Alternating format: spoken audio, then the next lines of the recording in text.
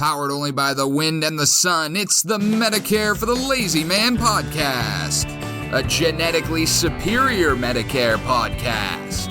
His dream of attending a Redskins game is now crushed. It's Medicare expert Doug Jones.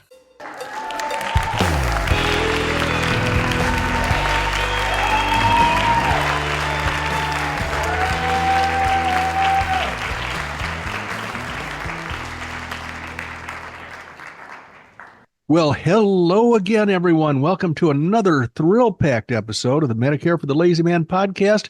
As you may have heard my Canadian nephew announce, I am Doug Jones, your Medicare expert. And I'm here to share my expertise with you if you are interested in Medicare at all. Now, if you're not, you can still hang around and listen. You might find something entertaining to glom onto. But specifically for those people who are facing the prospect of enrolling in Medicare, and they need to know more, they need to feel more confident than they do right now about their Medicare encounter, I suggest that they go to Amazon.com or BarnesandNoble.com and purchase a copy of my book, Medicare for the Lazy Man 2024.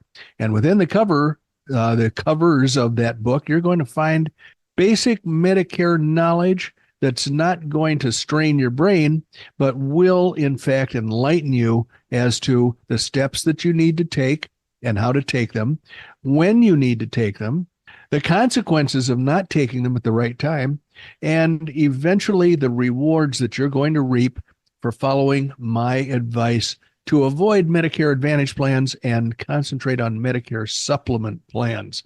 That is the nuts and bolts of what you're going to find in Medicare for the Lazy Man 2024. And as always, you will find 4 different editions on sale at Amazon.com. If you prefer to listen to your books, you'll find the Audible book at a very reasonable price. If you have a Kindle reader, you can download instantly the Kindle version for something less than $5, I believe. If you prefer to read the paperback, as most buyers do, that's available. I think it's $9 at Amazon.com. And finally, there is the big boy. We're going to have a presidential press conference apparently later today called the Big Boy Conference. That's an interesting name to apply to the President of the United States. He has to be called a big boy. So we also refer to the hardcover version of Medicare for the Lazy Man 2024 as the big boy of Medicare books. If you are in the market for a book that will impress your friends and neighbors, you want to leave it out on the coffee table for them to observe, the $24 hardcover Medicare for the Lazy Man 2024 is the book for you. And speaking of things for me, I have a buddy sitting on the other side of my screen who always likes to join us for these podcasts. His name is Randy, and I am hoping that he's listening carefully. Randy, are you there? I am. I'm right here. I'm so glad to see you today. I'm in a great mood. Everything is going well. It's only 104 out here, so it's like a wonderful spring day. That is spring-like. That is very balmy and spring-like. Yes. Now, the question of the day is, have you gotten another bill from Arizona Public Service, your electric provider? Not yet. Okay, because Randy spent over $10 million to mount solar panels on his roof. And the first 2 bills he got, the first 2 monthly bills, included rebates in the neighborhood of $400. And he's still not sure whether he can rely on that as a source of retirement income or not. So he's waiting for another bill. I've got so many solar panels up on top of my house that I had to get special dispensation from Sky Harbor. And they had to change their flight paths so that the pilots weren't blinded by the reflection. When they came over, it was so blinding that they had to move their flight plans because I was over here generating power like who flew the coop. Oh, boy. Well, that is fantastic. When you say Sky Harbor Airport, that's the Phoenix International Airport, which is a modern facility now. But when I first flew out of that when I was a kid, it was one of these deals where you would have to walk out on the tarmac and go a couple of hundred yards and then climb the steps. Oh, no. Just like our president, only, don't fall down on the stairs. And all the Did they- passengers would climb up the Oh, stairs. That's unbelievable. Were there biplanes still coming in at that point? Probably so, but I was more concerned with the airplane that I was going to be getting on, which was like one of the first jet aircraft. I think it was built by de Havilland right after World War II. So we haven't played a game for a long time. You finish your story, and I'm going to get my game ready. As far as the audience is concerned, my story was finished before it even started. So let's play the game. Okay, well, you know something? We haven't played any sort of a game for a long time, and we are going to play Stump the Insurance Expert, Mr. Doug Jones. Oh, boy. And we're going to say, I hate that guy. What happened in this day in history? Okay, this is the 11th of July. And how far back in history are we going to go? Thousands of years, hundreds of years, tens? I'm going to give you a bit of a leg up on this one. 1804. It was in your early days. Okay, yeah, I was very young back then. Mostly just a twinkle in my great grandfather's eye. So this is a very famous situation. I know exactly what it is. One of my favorite subjects in American history to study, the Lewis and Clark expedition, probably set off on their trip, and you're not looking that happy, so I'm guessing I'm wrong, huh? No, nothing to do with the Louisiana Purchase? No, not going to happen. I'll give you a couple more guesses if you want. Well, that would be about the same time as the Louisiana Purchase was first acquired and explored, so I'm disappointed that that's not the correct answer. Give me a couple more hints. One more hint. This occurred in Weehawken, New Jersey. Oh, boy. Well, could it have been? No, the Montgolfier brothers were the first humans to master balloon flight. So it can't be the first balloon flight in history of mankind, because that occurred in France, I believe. So Weehawken, New Jersey. Yeah, Weehawken, New Jersey. I'll give you one more. I think I'm going to need it. I'm going to need it. So since you and Mary are going to a dinner party tonight, this event, the genesis of this event, occurred at a dinner party. Oh, boy. Okay. The genesis of this event occurred at a dinner party. We're actually not going to a dinner party. We're going to go to a bar and swill beer. So I'm going to have to give up, Randy. I'm just going to have to you're going to turn over all the cards. You're going to shake your head when I tell you what this is. 1804. July today 11th. In 1804. I'll give you one more second here. No, I'm not getting anything. All right. So anyway, Alexander Hamilton. Oh, duel? A duel? Ticked off Aaron Burr. And guess what happened? Oh, Aaron Burr won the duel. No, I don't know. Who survived that? Didn't both of them survive? Nope. Did Alexander Hamilton go down for the count? Alexander Hamilton stopped several pieces of lead. Okay, then he never. I thought his career blossomed after that. He was the Treasury Secretary at one point. His picture is on which bill? The 10, I think. I don't ever get anything that. All I got's ones, Doug. Well, you're the guy with the 10s. My God, you shouldn't let Margaret go through your wallet before you have a chance to do inventory. Okay, Alexander Hamilton and Aaron Burr did have a duel. I guess Aaron Burr won. Aaron Burr was vice president at that time, I think. That I don't know. But anyway, he was a much better shot than Hamilton. At least on that day. Yeah. Well, that's an important element in American history. The valuable lesson we all learned there was try to be polite so you don't irritate anybody that's armed. Don't tick off people at dinner parties. Yeah, exactly. Hey, now, here's a question. I don't know the answer to this. I may have to do a bit of research, but okay. Is it still legal to challenge people to a duel? I think you can challenge all day long. It's the execution of the duel itself. And also, the aggressor or the aggrieved or whatever, gets to choose the weapons. Now, back in the days that we think about dueling as being very common, they always chose pistols. Yeah. But I've heard about duels, especially in comedy movies, where they've chosen, like butter knives and things like that. So Yeah. I, Well, in the case of a duel, if I wanted to win, absolutely win, I would choose my cooking. well, That would be my weapon. your weapon would be to serve the food, and your opponent would have to actually eat the food in order for you to Yes. win. Yes. My duel would be to use my intellect as a rapier-like device in order to hopefully put them to sleep. Well, and to the point of your sword, your rapier, Yep. in the Olympics, they have little plastic balls over the end Yeah, that I know. sense when you touch the other guy. Yeah. It's way too Yeah, technologically they become advanced. sissified. They become sissified. I Whatever told happened to the good old stab him in the chest and watch him drop? watch them bleed out. I'll tell you, I heard a joke and I repeated it to Mary the other day, and she looked at me like I was insane. But it reminded me fondly of when I was a child. The joke or the question is, what is the similarity between grapes and elephants? And Oh man. response is they're both purple except for the elephants.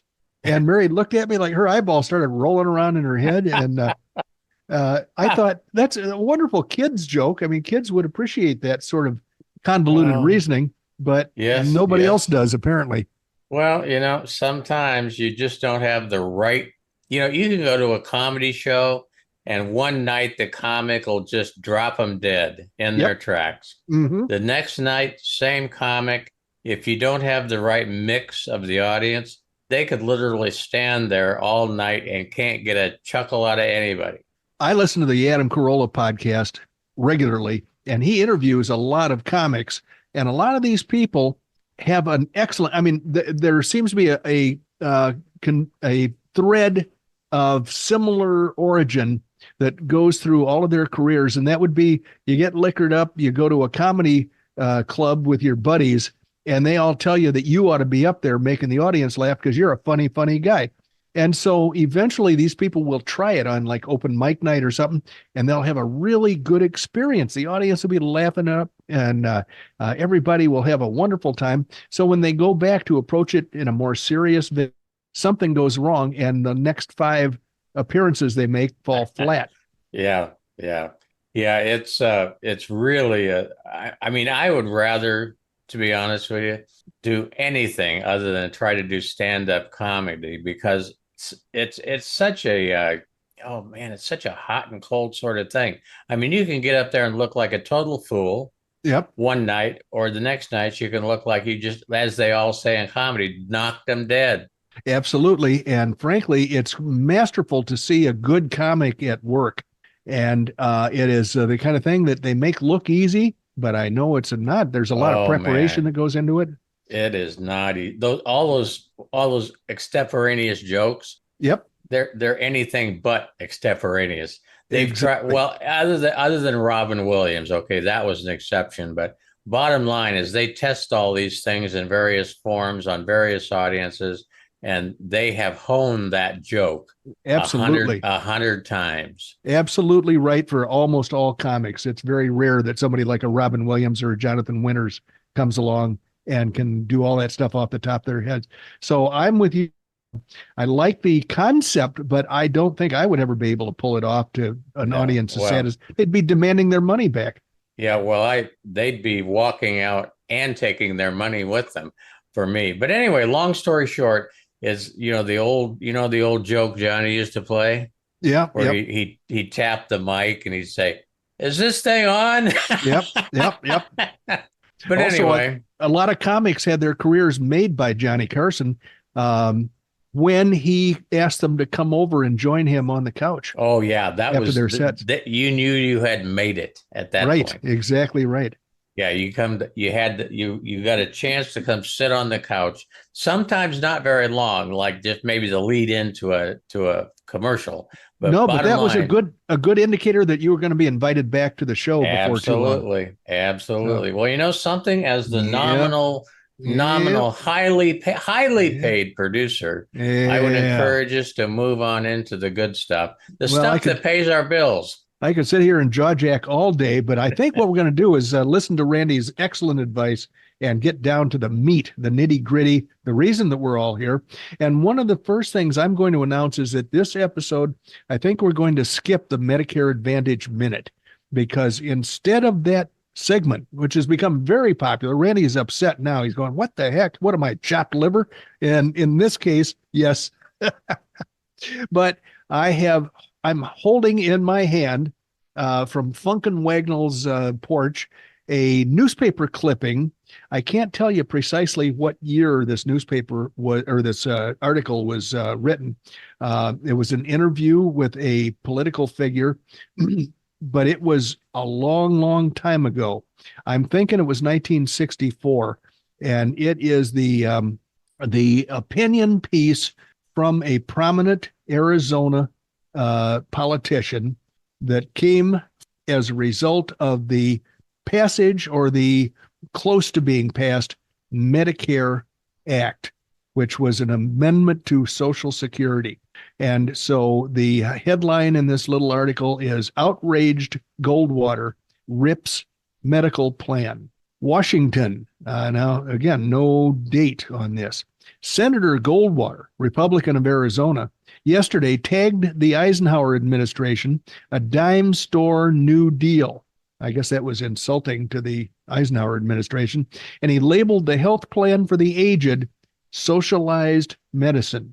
Goldwater, who heads the Senate campaign committee, told his colleagues in an angry speech, "It can be dressed up, painted as voluntary, but any way it is put, the plan offered by Arthur Fleming for aid to the aged is socialized medicine." Goldwater, who heads the Senate campaign committee, I don't know why that had to be repeated, told his colleagues in an angry speech, "Oh, it's the same thing, just repeated in the next paragraph." Pretty weird. The Westerner demanded, "What is voluntary about a plan which will entail the participation of every taxpayer, whether he wants to or not? Where in the Constitution is the federal government given the right to become a federal doctor?" Goldwater declared the Eisenhower administration gives full support to a sound dollar and a balanced budget and less federal control, while in actuality it has suggested time and time again measures which mean more federal control, and measures which result in less chance to balance our budget, and measures which attack the value of our dollar. We could call these actions the dime store New Deal. We have said for nearly 30 years that the welfare state, centralized government, and federal control are wrong. But in spite of that, we say a little of it is all right. We are against federal aid to schools, but we have suggested that a little of it is okay. We are against federal aid to depressed areas, but we have offered a plan for a little of it. We recognize that to increase the minimum wage would be inflationary and would result in unemployment, but we suggest a little increase. We have constantly held that the federal government should not provide socialized medicine, but now a spokesman offers a plan for a little of it. The senator said that unbalanced budgets and deficit spending have hurt retirement plans of the aged more than any other action of government. And now, he said, Health, Education, and Welfare Secretary Fleming proposes more of it. The Arizona lawmaker said that he realized that he would be called callous and indifferent to people. And then he said, "So let me just put that one to rest. My brother and I, in our business, provide health and life insurance, and we share our profits with our people so that they can have a safe and restful life when they retire. But we do it without federal aid." And once again, this is from Barry Goldwater, who ran a very colorful presidential campaign back in 1964 against Lyndon Johnson. Lyndon Johnson had all the cards on his side of the table because of the fresh in our minds memory of the assassination of Kennedy, which put Lyndon Johnson in the White House. People called Barry Goldwater a warmonger and said that his opinions on Vietnam would lead to nuclear war with Russia and the Chinese. And of course, it turns out that Barry Goldwater's opinions and his proposed actions in Vietnam would have been exactly what was called for to end it and get out as winners, as we always had been up until that time. Barry Goldwater is basically in this article, or in his speech, I guess to the Senate, is calling Medicare socialized medicine. And I couldn't agree more. Medicare is not a good idea. It's a bad policy for the federal government. It's bad for the national treasury. It's bad for the economy. And it's unfortunate that it was passed and it now continues to grow like a cancerous tumor on the economy of the United States. Basically, it's going to continue to grow until something drastic has to be done. That's going to be a shocking reversal of our profits. What am I going to say? Our ability to have a lavish federal budget is going to be impeded by the growth of the promises that we've made to people.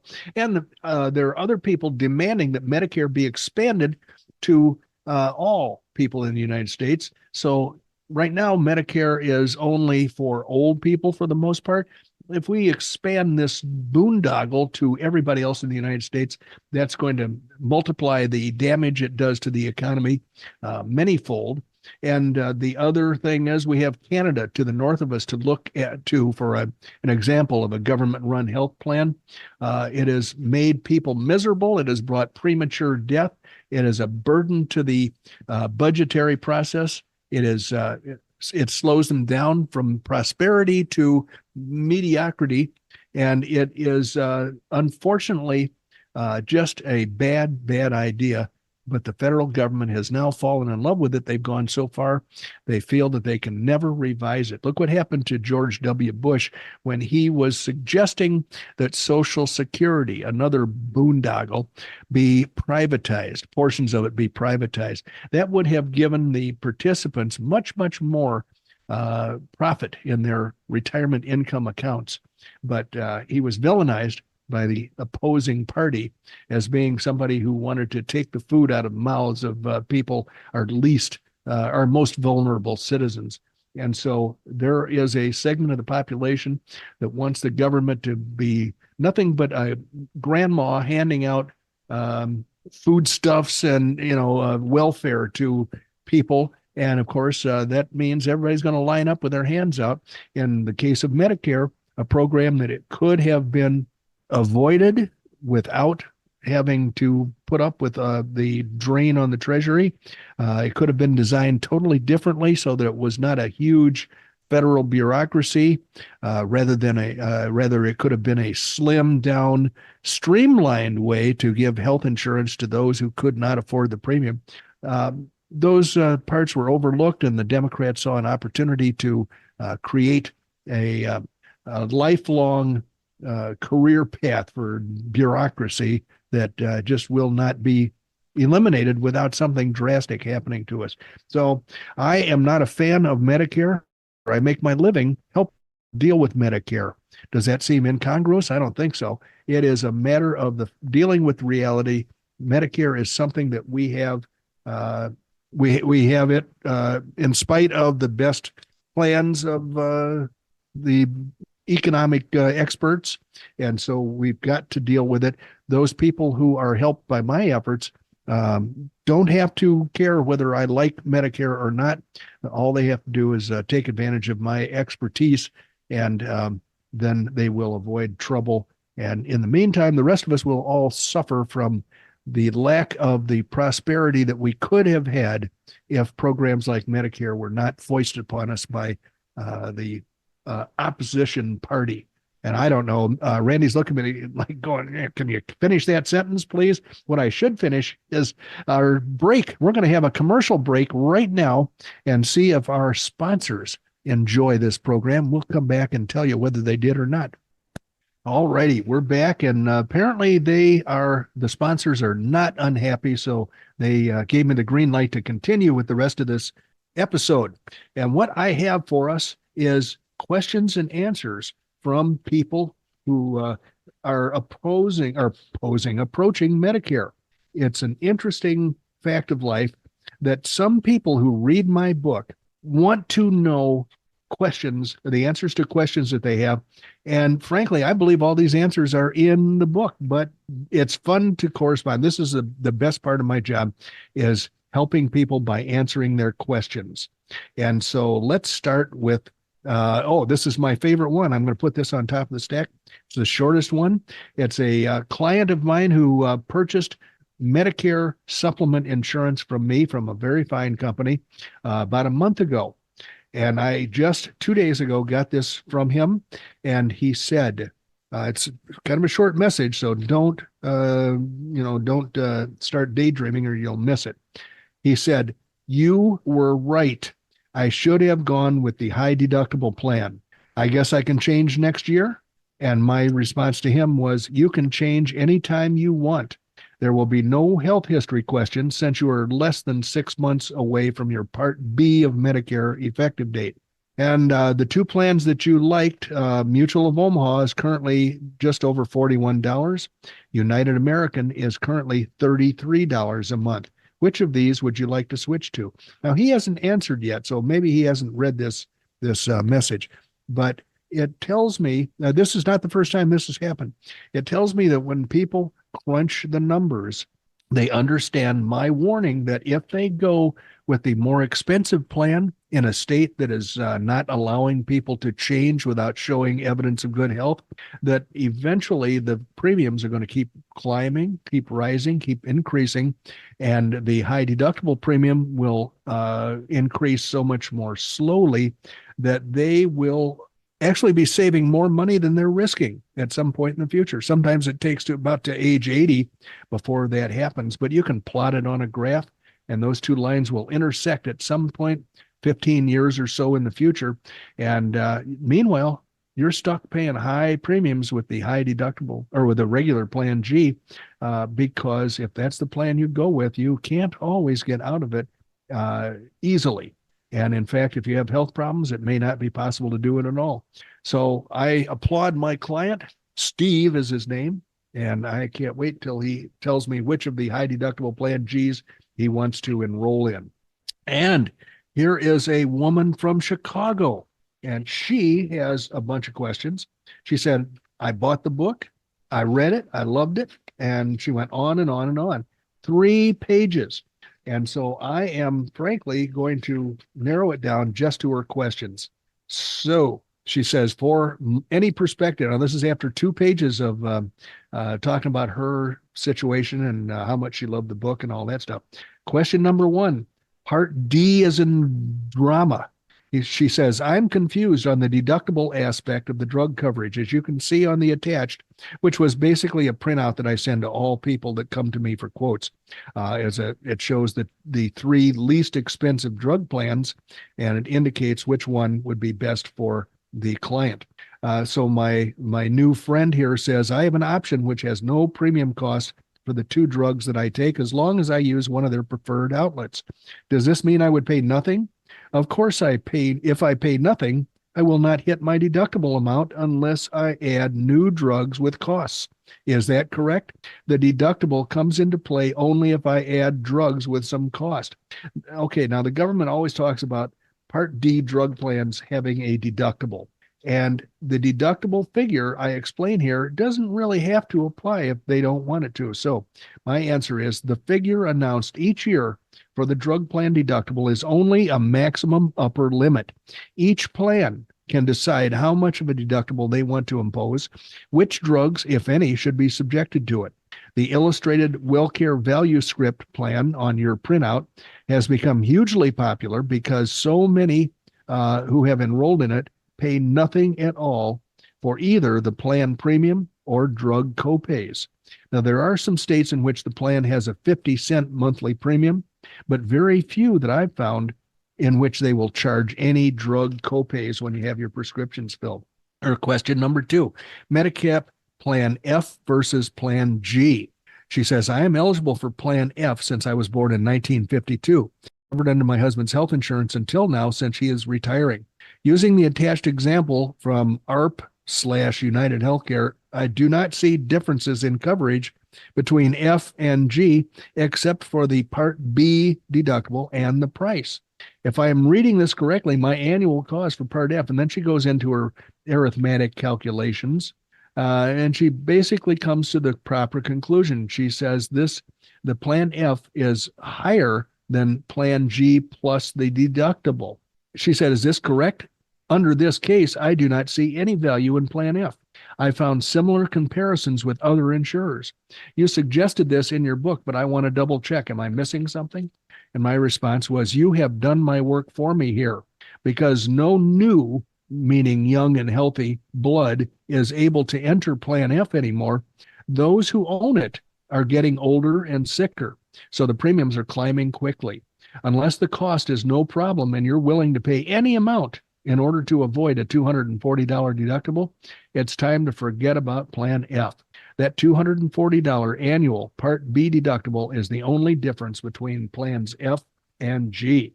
Question 3, Medigap Plan G versus high deductible Plan G. I love your view on the higher deductible plans and have tried to apply it using the Cigna example attached. She really crunched some numbers on this. I believe Plan G would cost a certain amount, and the difference in cost between the two plans is so-and-so, and A lot of calculation here. So deciding which plan is better depends on how much out-of-pocket I think I will have and whether I can afford the $2,800 this year if it were that high. Are these calculations? Besides this discussion of costs, what other considerations are there for Plan G versus high deductible G? The other benefits look identical. Is it harder to switch out of high deductible going forward versus regular Plan G? I am searching here. Then she said, I confess that Chapter 9 is difficult to believe that we will really not pay the full deductible. Now, my response to that question was, there isn't a lot of difference between the Medicare supplement. Oh, no. I back it up. Plan G and high deductible Plan G are identical except for one element. The high deductible Plan G will not start paying Medicare cost sharing until the insured has spent $2,800 this year out of pocket. This includes the $240 annual premium. After that, Medicare will be chugging along, paying 80% of medical expenses in most cases. The $2,800 limit is equivalent to medical expenses in the amount of $12,800 this year. Here is a very short video that may help explain the reason. I've got a terrific video that explains the differences between Plan G and high deductible Plan G.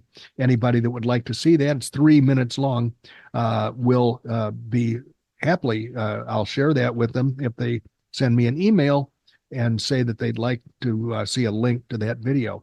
And I think Randy and his staff are going to be putting it up on the internet at some point or on our website or some way they're going to make it available to everybody.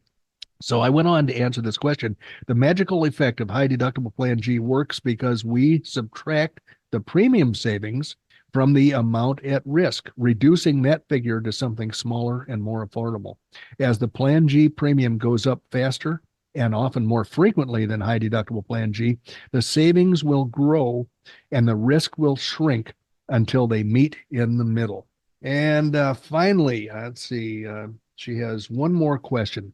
Her question is, once we land on the right plan, probably Plan G or high deductible Plan G, what is the best way to select an insurer besides cost? I've read that she lists a bunch of companies and said these are the best. I've read. If we go with high deductible G, not all of these insurers offer that option in Illinois, so that would narrow the field a little. Of course, there are many insurers that I had never heard of on the government site as well.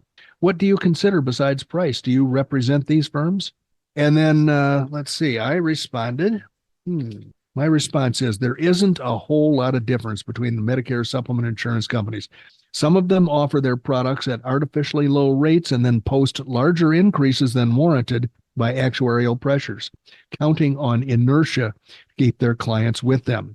I do not represent any products from United Healthcare due to differences in political philosophy, but there are plenty of good companies to go around. My particular favorite is United American. Their Plan G rates are often way too high, but they have an excellent record of rate stability in their high deductible plans.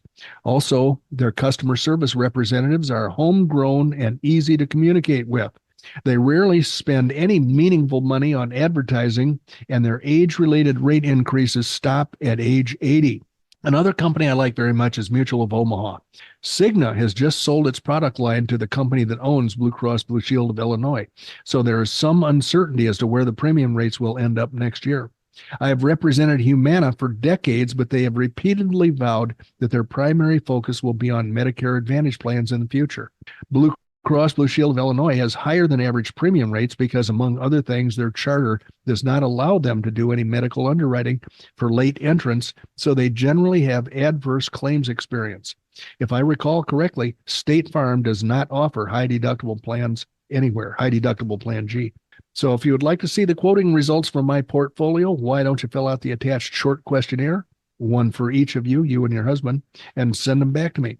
Well, she did that, so round 2 is going to happen with me and this nice lady from Chicago. And I have burned up most of our time, Randy. I'm so sorry I didn't speak faster. We are going to need to land the plane, bring the bus into the station, or the stagecoach into the livery. Pretty much what I figured. We've blown our 75 cents, Doug. Oh, we've got to do something about that. Very low. It's been the same since the 1960s. We've got to do something about increasing our flexibility there. Well, this is back, something you said in this episode reminded me of something. And I don't know just exactly what it was, but it was the comparison between like hourly wages or, minimum hourly wages compared to what I got when I started work. Uh-huh. So what's the minimum in Illinois for an hourly rate? I have no idea. I think I really don't know. I think it's like somewhere like $14 now, right? I if I had heard that anytime recently, I would have had a heart attack and keeled over. Well, that might be California I'm thinking of. But anyway, long story short is this is one more little quiz for you. What did Randy Carson make when he first started working in the banking industry per hour? Per hour, I'm guessing. Now, weren't you on salary? Did they pay you hourly back then? Not back when I was in college. Oh, that's right. Okay, you would have been. Well, I actually started there when I was in high school, so I was working 40 hours a week, but I wasn't on salary. Well, you're much younger than I am, so I'm going to guess that your hourly wage was somewhere in the neighborhood of $2.50. I wish. Oh, I'm so sorry to hear that. It was $1.59. Oh boy. Well, I'll tell you, I worked in a gas station for 5 summers. Every evening, I worked at a clothing store for many months when I was in like high school. My first real full-time job I had was after my first year in college. I came back to Illinois for the summer, and I worked at General Mills in a plant they had in St. Charles, Illinois. And I wound up working 7 days a week, 12 hours a day. So I have no idea what my hourly rate was. They kept promoting me. It was like the Peter principle. They promoted me one step too far.